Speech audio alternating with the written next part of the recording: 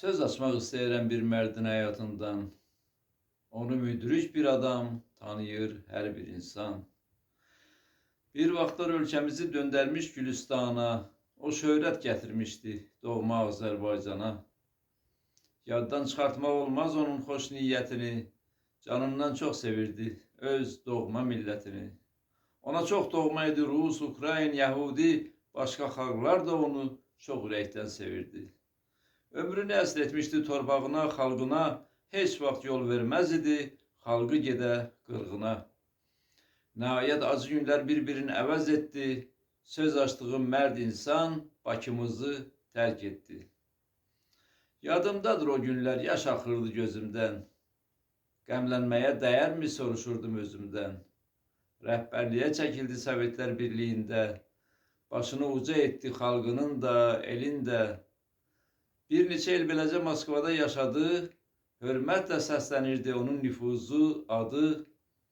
Sonralar rəhbərliyi nadanlar əvəz etdi, öz xahişi ilə o mərd Kremli tərk etdi.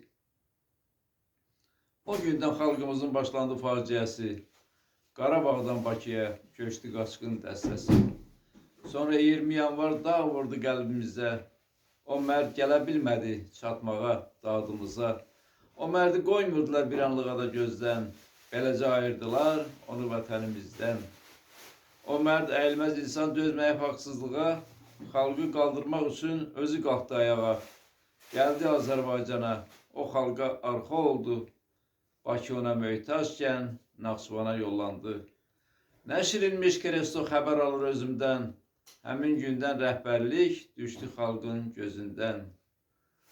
Xalq öz müdrik oğlunu çağırdı Naxçıvandan, qurtarsın xalqımızı bu qırğından, bu qandan.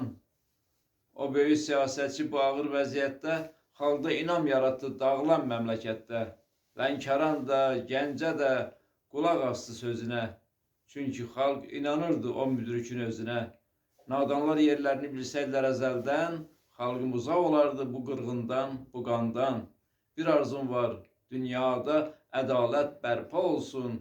Ey müdrik ulu rəhbər, qəbrin nur ilə dolsun.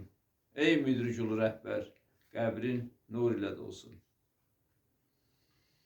Kim Azərbaycanı sevirsə, kim Azərbaycanın müstəqil devlət olmasını istəyirsə, kim Azərbaycanın işğal olunmuş torpaqlarının azad olmasını istəyirsə, kim Azərbaycanın ərazi bütövlüyünü istəyirsə, o bu bayraq altında, bu şüar altında, bu sözlər altında, bu amal altında birləşməlidir.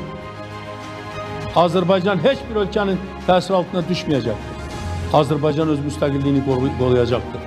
Bu da mənim bir prezident kimi siyasətimin əsas ana xəttidir. Və bunun üçün də hamı birləşməlidir. Bunun üçün də hamı bir yolla getməlidir. Burada başqa